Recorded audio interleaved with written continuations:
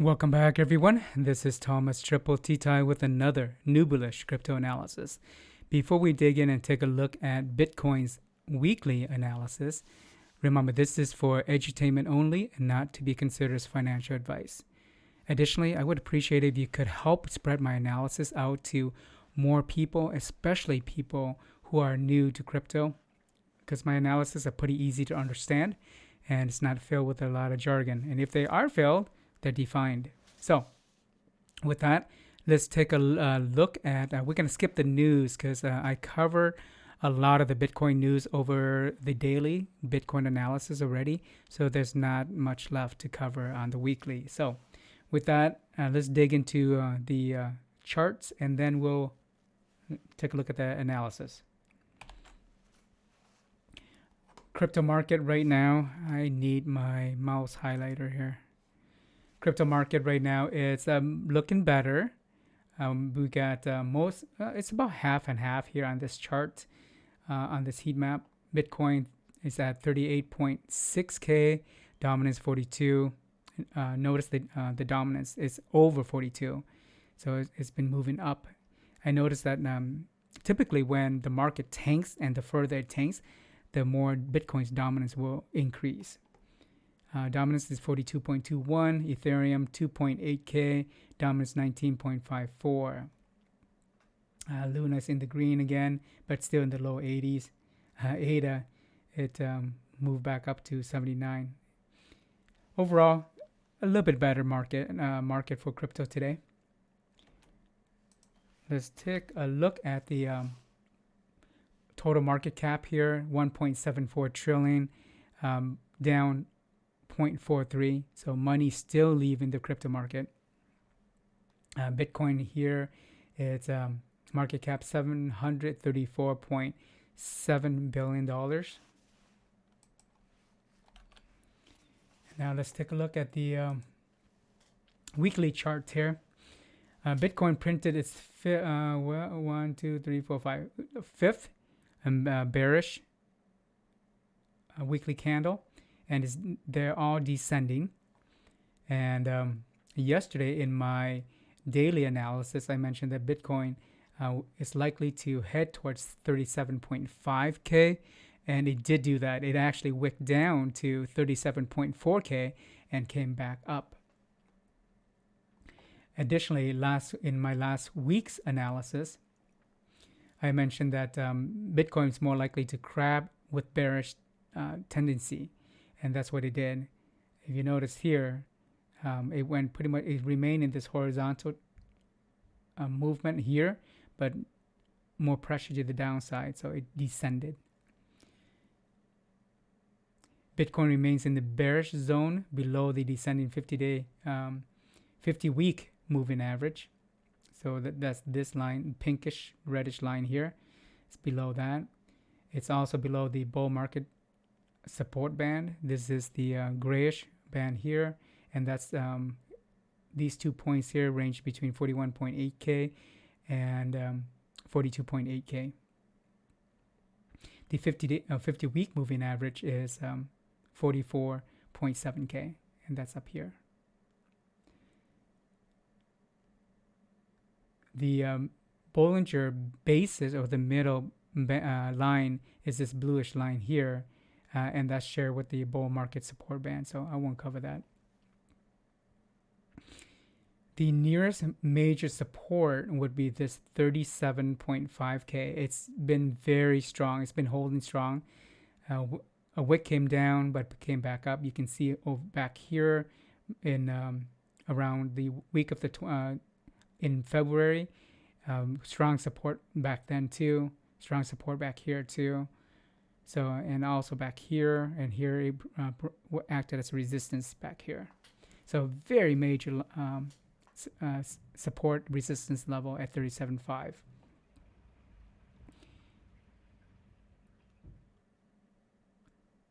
The major resistance is this ascending channel support resistance, if you will. So is this yellow line that's ascending here, that's been acting as resistance there. However, we have some support resistance level at there's this fib level at 23.6. I'm not sure if you can see it, but it's like purplish here. And the one above that would be the, let me find it here. I lost my place. 41K would be the resistance level, and 41K would be roughly this reddish line here, right there. The current candle did wick just above it and came back down. So those would be the support and resistance level. This lower lows here is also acting as support, and you can see 3 weeks in a row the body of the candle basically slid down along the LL line, lower low line here. So if it continues to do that, more than likely the body will break and sustain a break below 37.5. The current candle is above the highest trading level. This red solid line that's going horizontal here, that's the highest volume, traded volume for this in this range for the price zone. You can see that here, it spikes outward. And that goes back to April the 12th, 2021. 8 of the 9 prior weeks, so you can see here are 9 prior weeks. 8 of those 9 weeks have been, the volume have been below the moving average. Let's go down and take a look at the white KDJ line. It's continued to trend downward with all 3 lines fanning out, trending down. And the white line is registering at 38. I'm sorry, it's 15, it's registering at 15. It dropped below the start, which is 20. That's the mark for the start of the lower zone. So it's at 15 when while the K line is at 38 and the red D line is at 49. So I gave that a bear. The white MACD line is trended slightly down to negative 1,921 here when I did this chart. It's under the red line, but barely. They're moving pretty much horizontally together. It printed the second consecutive slightly bearish histogram bar. So I gave that a bear and a crab. For the RSI and the red RSI line here and the blue CVD line, they're both trending down slightly. There are red RSI lines at 43, which is below the 50 middle mark. And I gave that a bear with a crab because it's somewhat sideways, but tilting down. The blue CVD line is at 3.997 million, and I gave that a bear. The white momentum indicator is increasing, but the increased momentum is for bearish momentum, and I gave that a bear, and that's currently registered at 195. Down here, the spot to derivatives basis delta remains negative at negative 0.00066 for this should be 5 weeks in a row.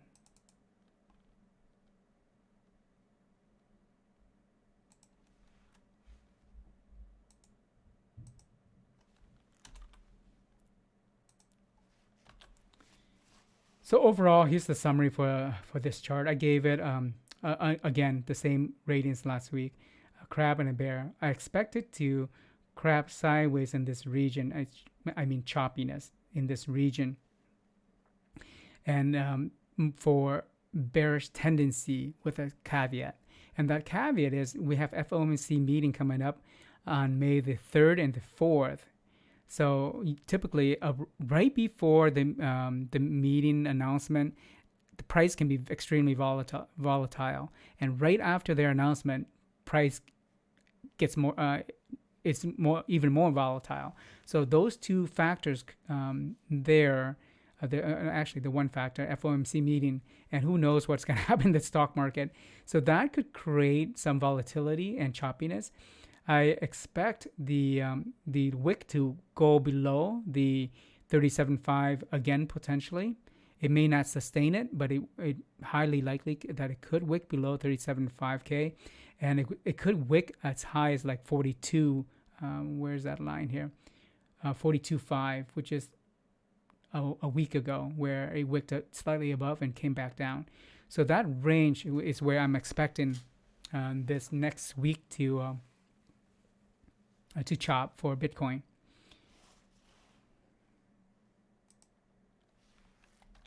Let's take a look at options max pain. The options max pain for the second is 38K. For the third is 39K. May the 6th, 40K. May the 13th, 40K. So we're looking at roughly between 38 and 40K for this period here for from now until mid-May. So let's take a look at the volume and open interest for options. Volume are contracts that have been filled already, and open interests are contracts that are still pending and open. And so you can see here we got big volume around May the 6th, medium volume around the 2nd, and the greens are the calls and reds are the puts. Puts are options to sell but not obligations. Calls are the opposite. They're options to buy but not obligations to buy. As far as open interest contracts that are still open, there's not much happening for the first 3 weeks of May here as of now. May the 6th got a little slightly a bit of open interest, but nothing to write home about. So as far as max pain, I'm not so sure that max pain is going to be impacted so much as much as the impact of macro environments like stocks and FOMC meetings. Here's the heat map for Bitcoin. 50K sell wall still there, and buy walls below here. We have 37, 36, 35, 30, 29, 25, 20, and notice the aggressive market buys here in the since 9 o'clock Pacific Standard Time here. All these greens here, this line, and this meter here showing almost like 3/4 of the way maxed out. People are buying, executing buy orders aggressively on market price, not limit price. Limit price are prices that you set and you wait for it to get filled. Market orders are orders that are placed at market price, the current price. So that's interesting to know. And I mean, it makes sense because Bitcoin jumped from what it wicked down to 37.4K to 38.5K. That's $1,000 difference. So people are taking advantage of that.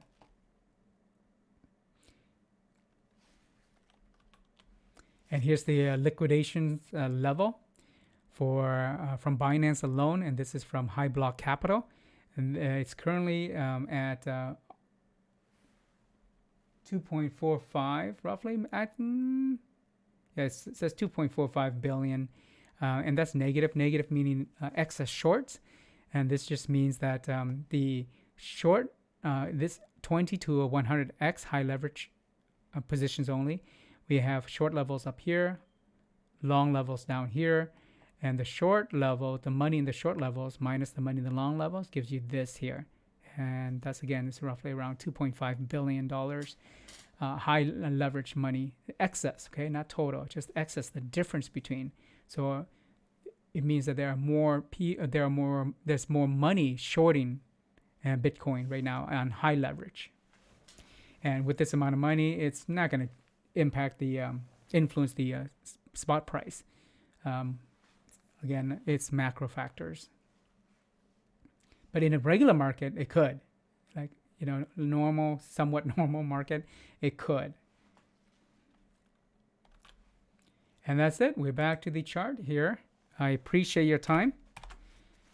Please help spread the my analysis to others. Mainly, I do this stuff. This like my own time. I volunteer. It's free, and so it helps people stay informed and helps them not panic. It helps them get an idea about what's going on and not FOMO in it at the wrong time. So it helps people. So please pay it forward and smash the like, ring my bell, hit subscribe if you haven't, and share your thoughts in the comment section. That helps with the YouTube algorithm. I appreciate it. And I have another video coming later, but I have an event to attend, so that will come later in the either afternoon or evening. I appreciate it. Have a fantastic weekend wherever you are. Peace.